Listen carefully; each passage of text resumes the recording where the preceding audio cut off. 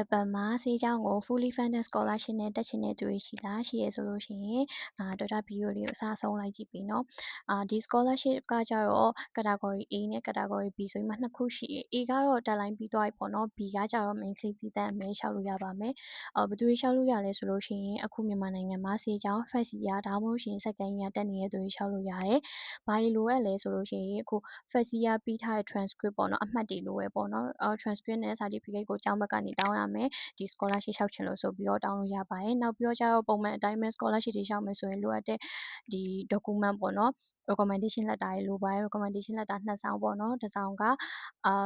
ဆရာတယောက်စီကနောက်တစ်စောင်ကလည်းဆရာတယောက်စီကပေါ့နော်မတူညီတဲ့ဆရာ2ယောက်စီကလုံးမယ်ဒီနေရာမှာတတိထားရမှာကအဲ့ဆရာ2ယောက်ကအခု university မှာလက်ရှိအလုပ်လုပ်နေတဲ့သူဖြစ်ရမယ်အလုံးမလုပ်တော့တဲ့သူဆိုလို့ရှိရင်သူတို့လက်မခံဘူးပေါ့နော်ဘာလို့လဲဆိုတော့သူက university မေးကိုတောင်းနေအကြောင်းဘက်ကအဲ့မေးကိုတောင်းပြီးတော့ဒီအကြောင်းသားကတကယ်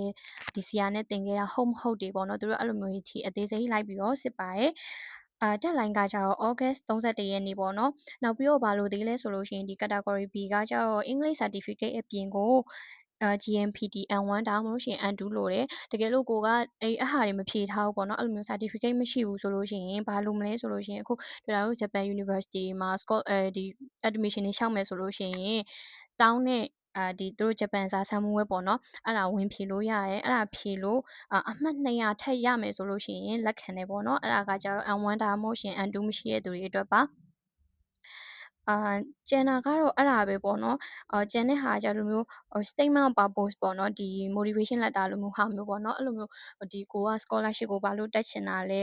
ပြီးတော့ရောဒီအကြောင်းကိုဘာလို့ရွေးရလဲဆိုတဲ့ဟာကြီးအသေးစိတ်လိုမယ်ပြီးတော့ဒီ medical ဘိုင်းကိုဘာလို့စိတ်ဝင်စားလဲဆိုတဲ့ဟာကြီးထည့်ရေးပေးရမယ်ပေါ့နော်အဲ့ဒါအသေးစိတ်ကတော့ Twitter ဗီဒီယိုလေးရှည်သွားမှမပြောပြတော့ပါဘူးစိတ်ဝင်စားရဆိုလို့ရှိရင် Twitter ကိုဒီ chat box မှာလည်းလာမေးလို့ရတယ် Twitter ရဲ့ Facebook page ဖြစ်တဲ့ Twitter knowledge sharing မှာလည်းလာမေးလို့ရတယ်ပေါ့နော်Twitter အစအဆုံးကူညီပြီးတော့ရှောက်ထားပေးပါတယ်အားလုံးပဲမှန်ပါ